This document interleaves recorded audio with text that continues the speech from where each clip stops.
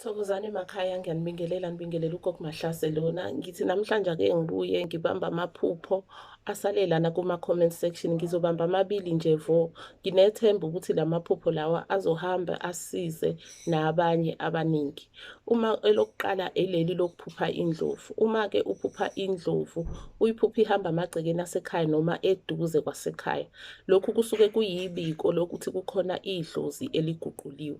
Uma uyiphupha indlovu izidlela endle, ingenakho ubungozi kuwena futhi nawe ungenakho ukuthuka ngokuyibona, lokhu kusuke kubika isimo samandla onawo noma amandla ohamba nawo.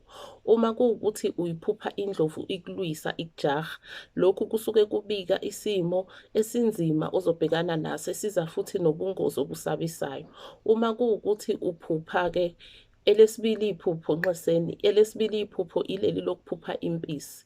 Uma kuwukuthi uphupha impisi, impisi lena isuke ibika ukuthi kukhona abantu obabheka njengezihlobo zakho, ozitshela ukuthi abantu abakunakekelayo nabantu abakuthandayo, kodwa kahle hle bayizitha eziyingozi kuwena.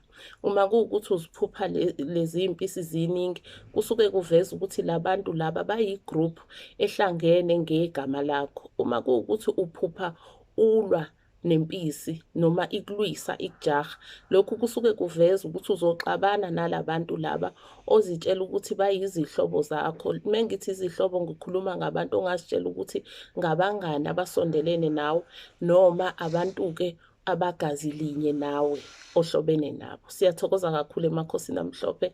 Sithi akudede ubumnyama kuze ukukhanya, kukhanye njalo kukhanye ekujuleni kwemsamo. Siyathemba ukuthi khona lapho esikhanyise khona sacacisa. Emakhosini, siyakhuleka.